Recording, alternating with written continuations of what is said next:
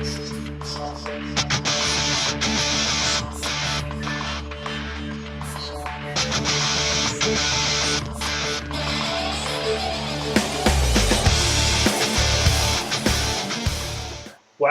happy Homebrew Wednesday! I am sweating. I just got done doing an extract brew, so I've had 2 brews this week. So I did a homebrew Wednesday number 13 kind of earlier. I did it on Saturday. I did and posted the video on Sunday. And today is Wednesday, and I had a little extra cash, so I went ahead and bought a Mutton's Pilsner, even though it's not really a Pilsner, it's an ale. I've had it before, and it's really good.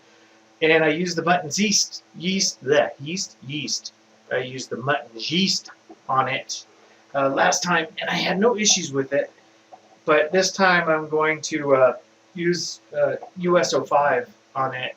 I've got a yeast starter going right now. My groundwater, sorry, I'm sweating. My groundwater, it only gets it to just under 80, so I like to let it sit down here in the basement, and that gives it a couple more degrees down. I usually do, my fermentations are usually just a little high. They're in between 72 to 76. When I got an aggressive fermentation, it's 76 when it's cranking. But cheers, happy Homebrew Wednesday. Actually, Craig Tube, the red beer with the Clamato's awesome. I have a crap beer. I'm almost done with the keg. I went ahead. I had red beers before, but I had it with like Bud Light years and years ago in the 90s or whatever.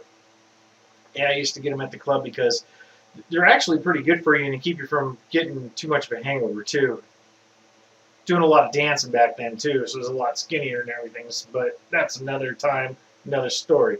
But anyway, the Clamato in the beer really takes it to a drinkable level. So I appreciate it. Thanks, Greg. Cheers.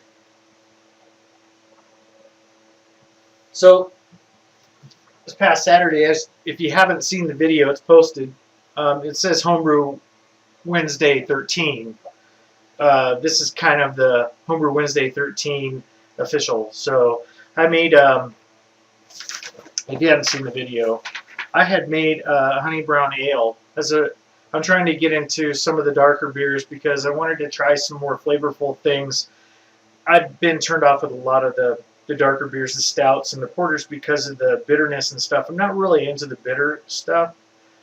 I'm more of a Pilsner ale lager type person, so I think you've heard me talk about it before, but this thing's got a great grain bill on it that I put together. I kind of added some pretty good stuff in here, and I hope it comes out great. It's done fermenting, and tomorrow I should be racking it to a keg. So I use 9 pounds of 2-row, half a pound of biscuit malt, quarter pound of chocolate malt, half a pound of special roast, quarter of a pound of special B, let's see, 3/4 of a pound of honey malt. It may have been too much. We'll see. It smells good though. And then rice hulls, of course, to keep your manifold from sticking. And I did a 90-minute boil, and on that boil, at the 90 minutes, I just used 3/4 of an ounce of cluster hops, and that's it for hops.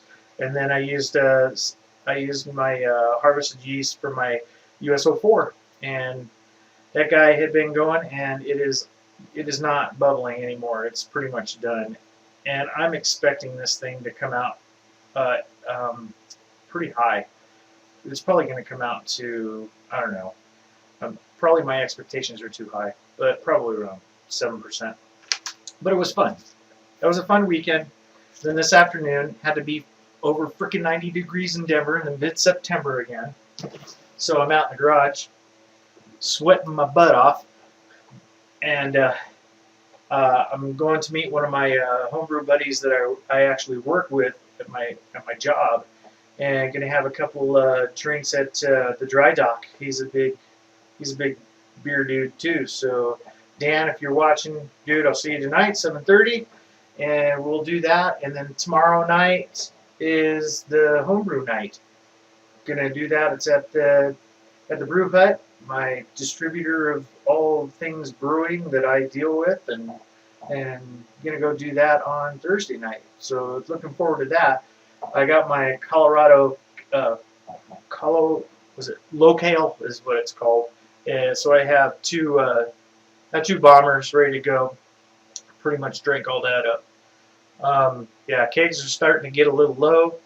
I'm gonna, like I said, I'm gonna be racking over. I have one empty keg right now. I'm gonna go ahead and rack over my honey brown. Go ahead and get that force carb. Let that thing crash, and then force carb it. So yeah, won't be long. I don't like doing taste tests on my own beers because it kind of, you want to have other people kind of rate your stuff. I think. You know, I'll go out and, you know, I'll get a beer somewhere and probably do some rating down the pipe. I'm having too much fun doing the brews and posting the brews and doing the speed brews and just having a blast watching everybody else. You know, watching Sammy and Craig and just all you guys, Flat Beer. I mean, all you guys have just been awesome, and I really appreciate the support I'm getting from you guys.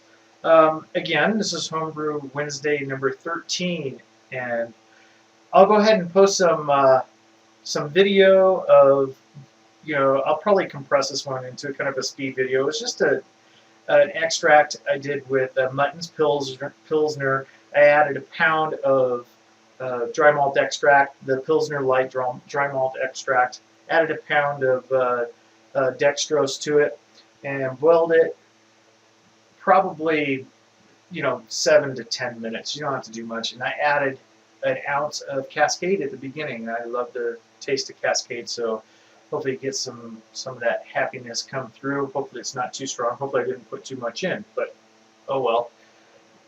I drink it. I can just do a Craig and add the tomato juice, the Clamato, to the piss beer. So again, having a blast.